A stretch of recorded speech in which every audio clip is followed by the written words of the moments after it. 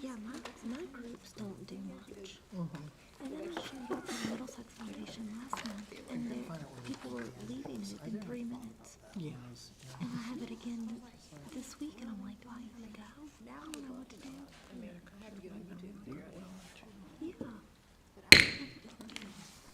Middlesex School Board meeting will now come to order. May we stand for the Pledge of Allegiance?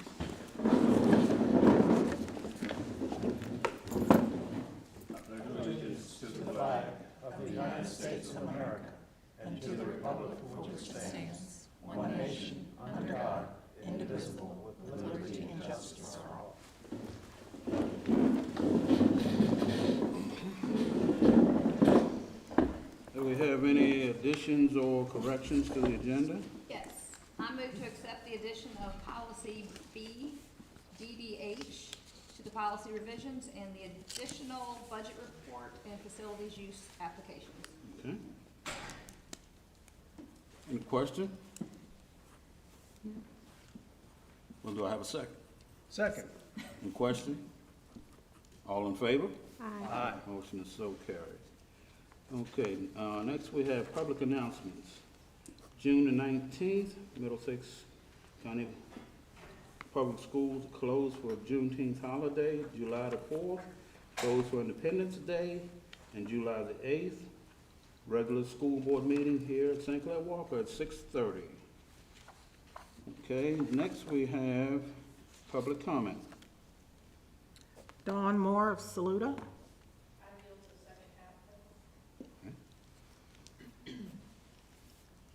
Public comment now closed. Okay, board member reports. Do we have any? Tiffany? I do not. Burnett? A couple. The construction committee continues to meet and continues to make progress. It will be a long road, but it's a road that is making some progress on. The second thing is that on Thursday, the Chesapeake Bay Governor's School Executive Committee will meet at 6 o'clock. Okay. Nothing? I did have a meeting and I left my notes, so I'll report next time. You don't want to ad lib? No, sir. Okay. All right, next we have a few action items. School board policy revision. Yes, and so you'll note in your school board packet that there were several policy updates. Most of them are updates that are due to changes in the Code of Virginia, and some just are just a legal reference change or a cross-reference change. There are two policies that are recommended for deletion because they are not legally required, and the sample policies are to be more narrowly focused on legal requirements. So anything that the SBA reviews now that's not legally required, they're sending it as a deletion. The two that we have that can be deleted because they're not required are FF, public dedication of new facilities, and GDI, support staff assignments and transfers. Again, they're not legally required, and I do think that those are both policies that on our end we wouldn't need. For the rest of the policies, I'll call your attention to a few. Some of them I'll just let you know why we have a new policy for it or what the changes mean, and then I'm certainly happy to answer any other questions. The first one is policy AG, literacy plan. This is new and it's required by the Virginia Literacy Act that we have a literacy plan which you will be hearing about and approving after we finish policy discussion. I will share that MCPS has remained ahead of the game in the requirements of the Virginia Literacy Act, and we will soon be preparing and including an update to a plan that includes grades 6 through 8. We're just waiting on the approval from VDOE on the required high-quality instructional materials, but we are in a good place for that, and I'm pleased that we're ahead of the game there. The next one I draw your attention to is BDD, electronic participation in school board meetings from remote locations. And I just specifically referenced page 2 of that, where you as a school board identify the maximum number of meetings any member may attend remotely. Our current policy states 3, and that would be over a 12-month period. If that's something that you wanted to change, then this would be the time to change that. Okay. Any questions about that one, or? I have a comment about 8G. It's just good to Yes. know that, once again, teachers are ahead of the bureaucrats. That's, I would second that, yes. So, keeping that, you can, I think, we'll approve all of these at the end, but if there's any, I think, discussion on if you wanted to increase or decrease the number of meetings that any board member can attend remotely, it would be the time to do that on policy BDD. Right now, we have, the number is 3, right? Right, currently the number's 3. What's your thoughts? I think we're all good. I would say 3 sounds about I would say, yeah. I will say Okay, it's rare that any, Yeah. it's rarely ever. okay, so let's put 3 in there. Okay, we'll keep that the same Okay. then. BDDH, public participation at school board meetings. That's a policy that was inadvertently left out, and that's what Mrs. McMurtry had added. I would say that there's a piece of it that lists what those regulations or protocols are for participating at a public meeting, and I would say within the policy, you refer to BDDH-R, which are the regulations, and typically the regulations are what get more specific and are attached to policies. And you'll see that, or you would have seen already, that the regulations have been updated to include, and my recommendation is to include more of the information in there on participation at public board meetings. Policy BDDL, electronic participation in committee meetings from remote locations. I'm recommending that you not adopt that. I provided it to you because it was a VSBA sample policy. However, this board does not have any standing committees, and it would be a policy that's not necessary. So I do recommend that that one's not adopted. Policy GCA, reading specialist. Again, this is one of our new ones, and it is related to the Virginia Literacy Act. I pointed out also, because if you remember in our budget, this is where we added that new position to the middle school for a reading specialist, and that was a budgetary impact for us this year, and there is a policy that goes along with that. Policy JFCF, drugs in school. You would have noted that there were 2 options, sample options within the packet. We currently use option 2, and I recommend that we continue with that one. The 2 differences are, and specifically when it speaks of students being recommended for expulsion when drugs are brought into or used in school, one option allows the students at the superintendent's discretion to make changes to that. The other is at the school board's discretion. I recommend we continue to keep option 2 because it keeps those decisions at a central office level without every, and at a hearing level there, without everything having to come to a board and a board to convene for. And again, that's our current policy. Policy JO, student records, that one's quite long. I think it was about 15 pages long. And anything in there that needed a decision, I recommend we just keep what's in our current policy. And the example of that are fees for copies of records at 25 cents a page. We note in there where our records are maintained, so if the public wants to access any records, they know who to contact for that. And then directory information, where we identify what is directory information, which means anybody can have, media, recruiters and such can have access to that information. Policy KBE, internet policy. You would have noted on that one that there's decisions on this or that. And I recommend we keep what we're currently doing, which is we don't collect any identifiable information or place any cookies on any computers. And that's currently in our policy and should remain the same because that's our practice. And then the last policy I bring to your attention is KJ, advertising in the schools. The sample policy deletes a sentence at the end of that policy. And I do want to to refer you to that, because it is a sentence that you as a board need to make a decision on, because you don't have to delete it. And it's in reference to, I'm actually gonna pull that one open.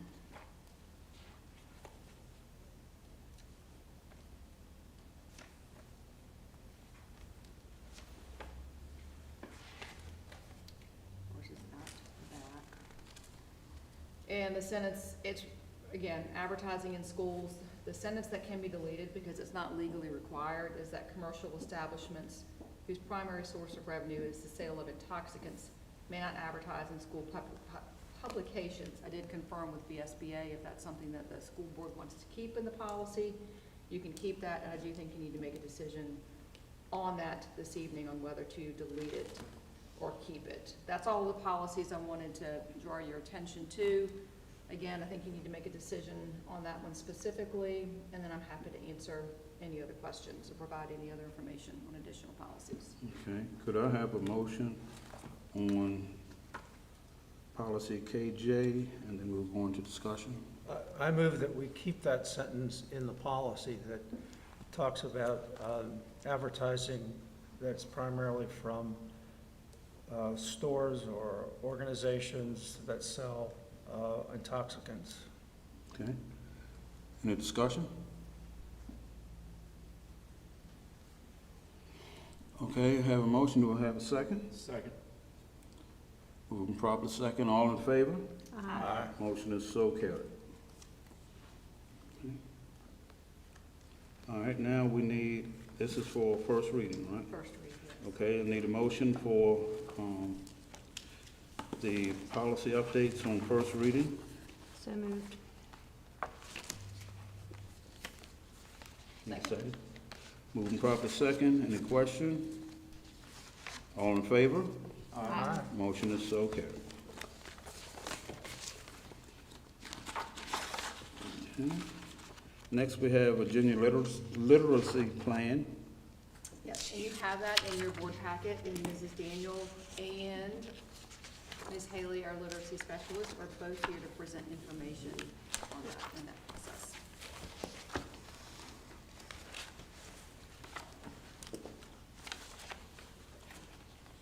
Good evening, Mr. Chair and members of the board. As Dr. Seitz referenced, you should have a copy, hopefully, of the division literacy plan that's being proposed on behalf of MCPS. The plan is in accordance with the guidelines outlined in the Virginia Literacy Act, in which every school division must have a plan that is submitted. Within the plan, you have 6 components that are outlined: the comprehensive communication, high-quality instructional materials, which is the recommendation that we made in the adoption by the board for bookworms, ensuring that evidence-based research is provided, so professional development for staff, plans for monitoring student assessment and progress, assessing division-level progress, and then family and community engagement in the plan. So we're here to answer any questions. I think the biggest piece right now, as far as our plan, where we are as far as actively engaged, is our staff over the summer. They're engaging, our K-3 teachers are engaging in asynchronous bookworms training, which is the curriculum that was adopted. And then we have, over the course of a few years, we have 19 teachers and paraprofessionals at this point that have completed Letters 1 and 2 training. We have 12 teachers and paraprofessionals combined that have completed Letters 1, and they need to complete Letters 2 or the modules. We have approximately 50 teachers that will complete the Virginia Literacy required modules, to include anywhere from 1 to 27 hours of professional development, and up to 54 hours of training will be completed by our reading specialists. As a division, our literacy specialist has already gone ahead and targeted the needs for teachers.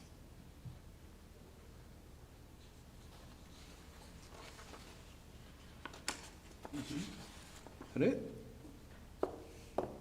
Any questions about Okay, the do you plan? have any questions? So if your assessment indicates that a student is not making satisfactory progress on one or more of the More of the items that the assessment measures. What's the next step?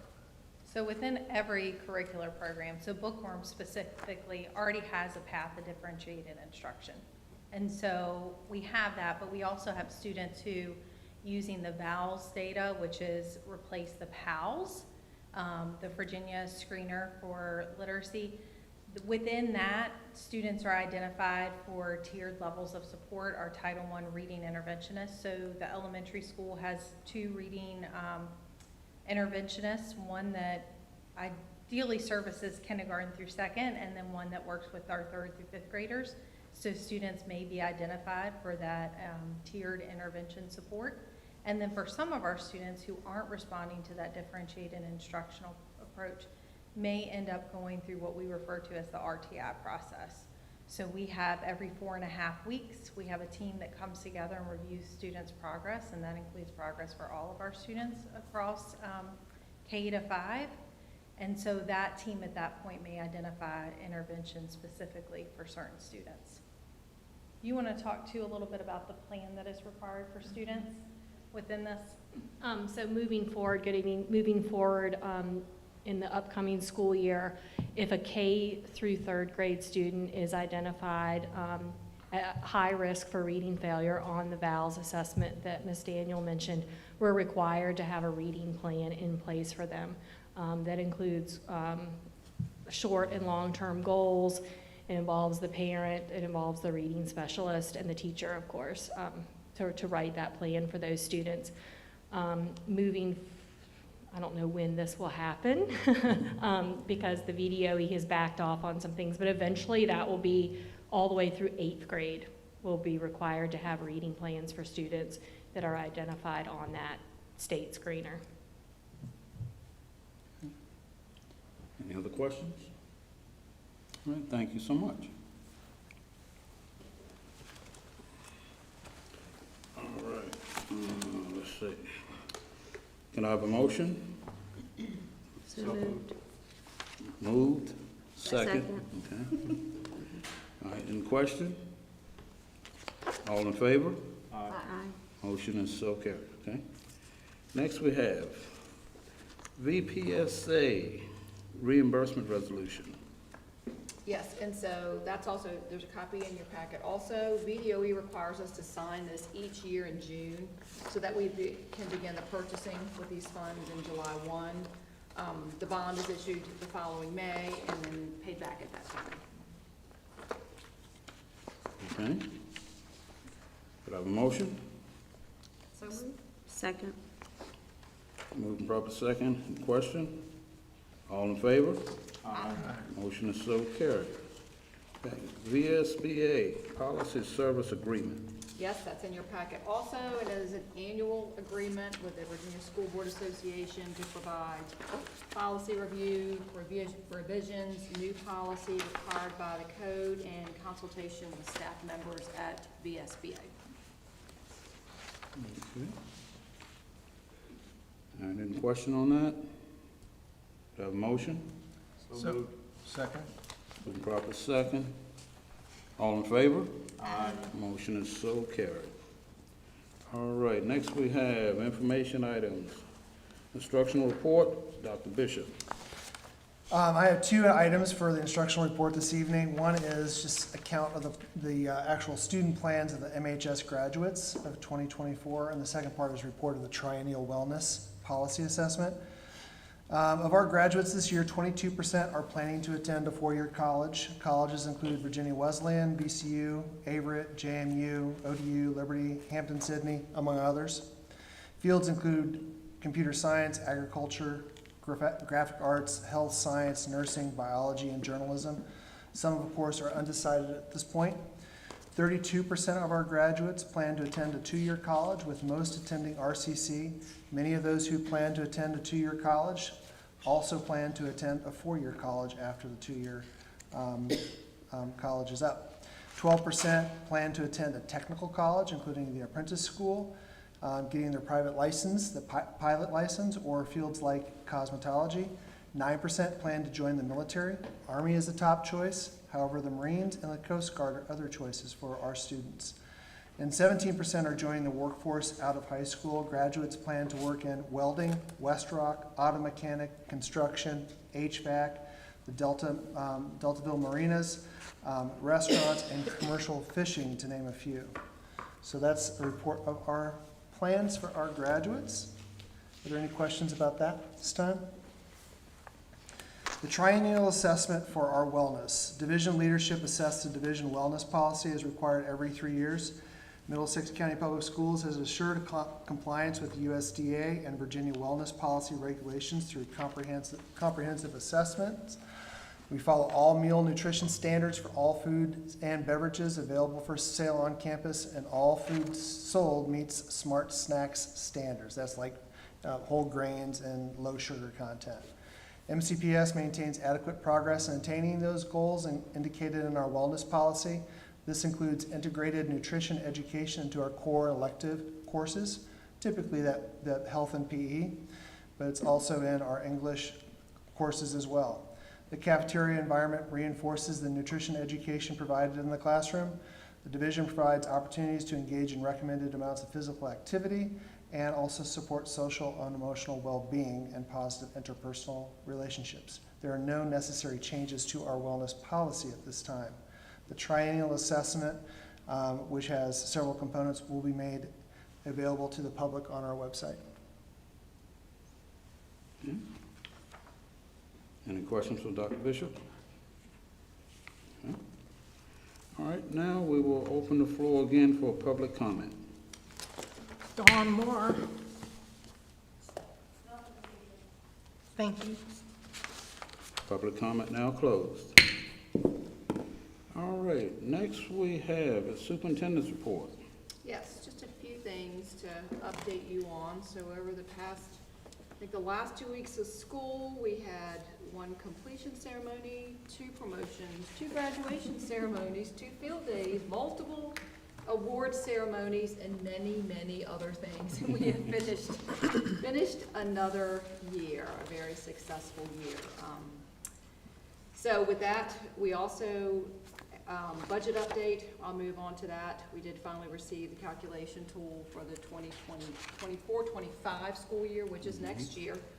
And it was very much in our favor. Most of what the General Assembly had approved in their version was approved finally. I think we're just about $59,000 short there, which should be okay going into next year in budgeting, so that was good news.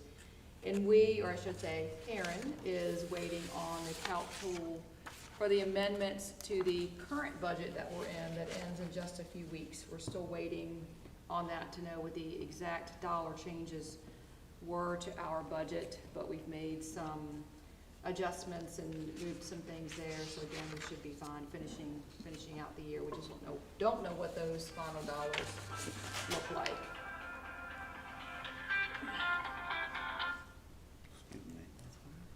The MES parking lot is moving along both nicely and quickly. I would say that I think the board definitely made the right decision in approving Parsley Site Works for that. Not only have they done great work there, but have worked very closely with us and made sure that at a minimum there was a gravel lot that we could use at the end of the year for ceremonies and things like that. I believe they are ahead of schedule, so at this point there's no concern that we won't have everything completely finished for the new school year to start, which benefits both us and then the sports complex for parking there for baseball, softball, and soccer. So we had graduation a little over a week ago on Saturday, and then on Wednesday and Thursday, we held our administrative retreat, and that involved our principals, assistant principals, dean of students, all of our directors, and our curriculum content specialists. So we went right into looking at, the focus was our strategic plan and charting our course for 2029, and we identified, last summer we had identified priorities for this year, and so we went through lots of exercises with our team to identify the specific strategies that had taken place, and then also what changes we needed to make going into the new year. Were we ready to move on and add one of the other strategies under each of our 4 objectives, or was that still a continued focus? Those details, Dr. Bishop and I will plan to share in more detail at the July meeting. We also worked on identifying our professional development needs for our pre-service. So at the same time we're closing, we're opening. And those of anybody in education and administration knows that part. So we're also working on, a lot of that was working on the opening of next year and things that would take place. We had updates from technology and from operations also, as those directors are a part of our team. Couple of updates on that. The Stronger Connections grant, I'll just remind you that that is to install interior door locks. At the middle school and at the high school, there's not quite enough funds to complete the elementary, but we're working on some other grants there. That work is expected to start this week, where staff will use the same cyber lock system that they use to get into the building will be on their internal doors, also their classroom doors. We quickly reviewed the Evolve weapons detection system, which we implemented at the beginning of the school year.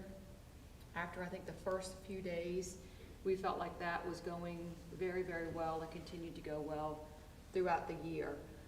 We did discuss bringing in the use of handheld wands, especially at the high school, when there's alerts that we can more closely identify where an item might be. So we can expect some use of that as we move into next year. We are updating our visitor management system. It's in place both at the elementary and middle. We'll be adding that to the high school for next year. And we're also going to be moving to another program, which will help us with some other things on the safety level that we're looking at also. So those were some of the things that we both discussed and worked on in our retreat. And again, as it references our strategic plan, we'll come back and provide more details at the July meeting for that. So that is my report for the evening. Okay. Thank you so much. All right, next we have any old business? Any new business? Hearing none. Pursuant to the Code of Virginia, the board will go into closed session to discuss personnel matters, student matters, and legal matters. May I have a motion to go into closed session? So moved. Second. Moving properly second. We're now in all in favor? Aye. We're now in closed session.